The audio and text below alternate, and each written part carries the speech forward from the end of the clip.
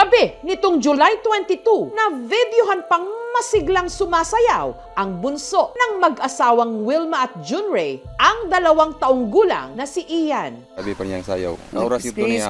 Pero ang masayang videong ito ang magiging huling kuha kay Ian. Kinabukasan kasi, July 23, misteryosong naglaho ang bata. Yan! Yan! Na-missing naman siya dito sa Dangkuan, kanang butangan. Isang linggo siyang hinanap ng pamilya, ng mga kapitbahay at ng mga otoridad. Hanggang sa isang masangsang na amoy ang umalingasaw mula sa isang liblib na sagingan. Doon na natagpuan si Baby Ian. Wala nang buhay, hindi na makilala at halos bungo na lang ang mukha. Dahil naman kayang naong kay ano man kayang naong, hinalos makita ba yung naong niya. Nagyan ako makayag dili mo. Kumalat noon ang mga haka-haka na si Ian kinuha ng elemento. Pero sa pag-usad ng investigasyon, isang malapit sa bata ang hinihinalang may sala. Hindi mga engkanto, kapre. Siya lang ang gumawa. Sino ang salarin? Si Ian, huling namataan sa kanilang bahay sa Barangay Kamayahan sa Butuan City. Ang kasakasama niya raw noon ang kanyang nanay Wilma. Ako sa mula nataran, uban na ako si Ian, nagnilhig, niya pagtugtog sa kukumilon, nung saka niyang bata dito sa mong balay. Pero nang silipin niya raw ang kanyang anak, nagulat na lang si Wilma na wala na ito. Biglang dumating dito si Wilma, nagtanong, sabi niya, Day, andyan ba si Ian? Sabi ko, wala. Kami na duha nangita, nabalaka naman ni. Nang nalaman naman ang mister ni Wilma na si Junray ang nangyari, agad siyang umuwi para tumulong sa paghahanap. Buong araw hanggang alas 11 ng gabi. Nagsagol na hunahuna, unsay buhaton na asa na siya pangitao na. Kinabukasan, July 24, inireport na nila ang insidente sa pulis. Nang mga oras na yon, hindi pa rin nila nahahanap si Ian. Tos abidulirom. Sa pag-asang matuntun nila ito, lumapit na ang mag-asawa sa albularyo. Nabasa sa balay, tabiyuga. Nagduduwa ra ba sa palibot, tabiyuga. Hindi ko akong Ian sa engkanto kapre. Ulba kay himuon na gani kuno prinsipe si Ian. Muto umi kay ug di ko no kamuto di malagi ko na iuli. Hanggang nitong July 29, isang linggo mula nung nawala si Ian, nabalitaan na lang nila na sa isang sagingan sa Barangay Kamayahan, may natagpuang bangkay ng isang bata. Ang nakadiskubre sa bangkay, si Jerome. Sugo ko sa akong papa na pasabida sa bukid kay manghimusok ko sa saging. Pagkapot ako sa ubos, mamagay ako na simot nga baho, magay ako nakitaan, bata mangyud. Bangkay na aagnas na. Ang ulo nito, halos bungo na lang daw ang natira. Dahil naman kayang naong kay ano man kayang naong, hinalos makita ba yung naong niya. Ang tanging pagkakakilanlan na lang nito, ang suot nitong damit, magkaternong pulang sando at shorts. Kapareho raw ng suot ni Ian nung araw na siya'y nawala. Ako magyong anak, bisan pagway naong urkuan sa lawas o sinina sakit mamoy. Di na ako ma-experience gibate na sa anak na panay ka ng panit iyang naong. Murag panitan niya. Lupasay pamanggani ko sa sampit sa bata kay na wa ko ka kuano nganong naingato man siya na ang no na wa mga dukoy kalaban diring bukid. Ang daan patungo sa sagingan, malubak at napakasukal. Ano mga reported na may malaking high or wild animals na dumadaan, ma'am? Hindi kami maniniwala na yung bata talaga ang pumunta doon. May tao talaga na nagdala doon. Kung sabihin natin na person of interest, unang-una na paghihinalaan natin yung nanay kasi siya naman talaga yung pinakahuling tao na nakasama ng bata. Pero kung ang kabarangay nilang si Ruben ang tatanungin, malaki raw ang posibilidad na ang kutob ng mga otoridad totoo.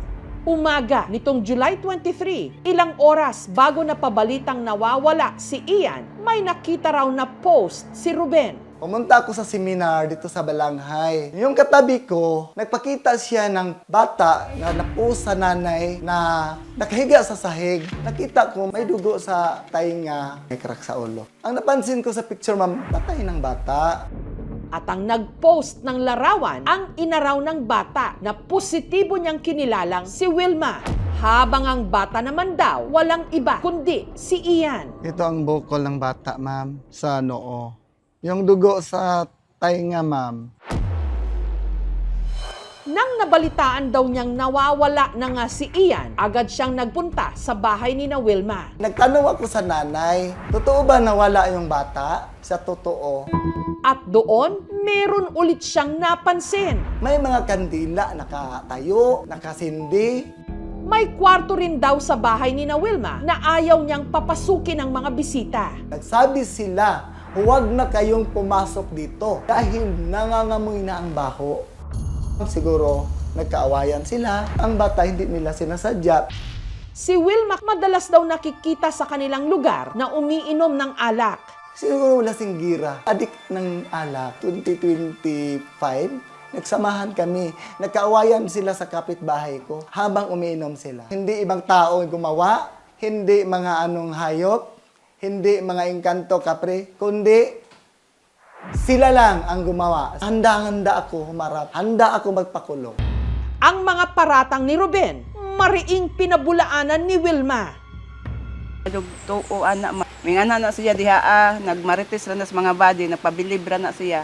Itinanggi rin nilang may kwarto sa kanilang bahay na ipinagbabawal nilang pasukin. Gisudlan na nagkuan. Na nakabidyo man gud to ma'am pagkuan nila sir, nakabidyo kay daghan ba yung mga vlogger. May nais din daw silang linawin. Ang mabaho raw sa kanilang bahay, hindi bangkay, kundi ang umaalingasaw di umano na poso negro. Ang Sa siptitang sa among baboy ana-ana sa mga tawo. Mao nang manimaho jud. Unya katong kanila nga giingon nila nga mo to kuan kay naa ang bata diha sa sulod. Sa ritual to sa tambalon. Inamin naman ni Wilma, may ipinost nga siyang litrato ni Ian bago ito nawala. Pero giit niya, hindi raw patay ang kanyang anak ng mga sandaling yon. Ay, Diyos ko, Lord. Tulog yung bata, tapos kiss na dugay din. na na. May bukol, ana. Buhok manggod na, oh. Tanawan ninyo. May bukol, ana. Itong nanghigda mi, April 16, 2025, alas 5:36 AM. Hindi ako pumatay sa anak ko. Yun ang totoo. Saksi ang Ginoo. Wa ako'y buhat na dautan. Nung na-interview namin yung kapatid ng bata, hindi naman daw manakit yung nanay pag magalit. Hinihintay raw nila ngayon ang resulta ng isinagawang autopsy sa labi ni Ian. Dahil sa mga nangyari, hindi pa rin daw lubusang makapagluksa ang pamilya. Pero ang tanging magagawa na lang nila ngayon, sariwain ang mga alaala ng kanilang bunso. Ipahimuan pa gani na si Jack Jersey, ma'am. Wa na niya masuot. Ang number 6 na gani siya. Na diha, gihatod. Wa na, di na niya masuot kay nag-una naman siya. Maglambing. Diya, mukis ni mo. Maraming taon tayo mong kalipay. Samantala, ang autopsy report sa bangkay ni Ian lumabas na nitong Biyernes. Ang pagkamatay daw nito, resulta ng forced impact at blunt traumatic injuries to the head. Maaring hindi lang basta pagkahulog sa bangin ang posibleng naging sanhi ng kanyang pagkamatay. So, baka siguro hinampas to. Posible may tao talaga kasi fracture Force talaga. Malakas talaga. Sakit kayo. Ganyan ang among anak mo magitaw sa Dapat giuli na lang unta to niya. Kung naman ganit sila kasuko ka, sa amo ra kanunta to. Hindi inaasahan sa lahat ng kaso na sa loob lamang ng 6 na araw ay tuluyan ng mawawala ang laman sa muka at makikita na ang bungo. Maraming possible na dahilan. Kung may sugat or trauma sa isang parte ng katawan, mas mabilis ang decomposition sa area na yon. Iba't ibang uri ng kaso ang pwedeng isampa doon sa gumawa sa bata. Pwedeng parricide kung ang gumawa nito ay ang kanyang nanay, tatay, ascendants or descendants. Pwedeng murder kung may evident premeditation. Nitong Huwebes, inihatid na si Ian sa kanyang huling hantungan. Abot ka ng gaba nandito sila katog sa nanghimo nimo. Yung silang sakit ng buhat.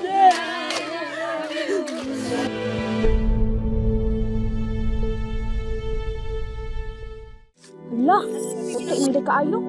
Sa pagkamatay ni Ian, maraming hinala ang lumutang. Pero ang hinala, gaano man kalakas, hindi katumbas ng katotohanan. Sa gitna ng nagbabanggaang mga salaysay, tanging ebidensya at masusing investigasyon ang dapat magturo kung sino ang may sala upang hindi tuluyang mailibing kasama ni Ian ang katarungan para sa kanya.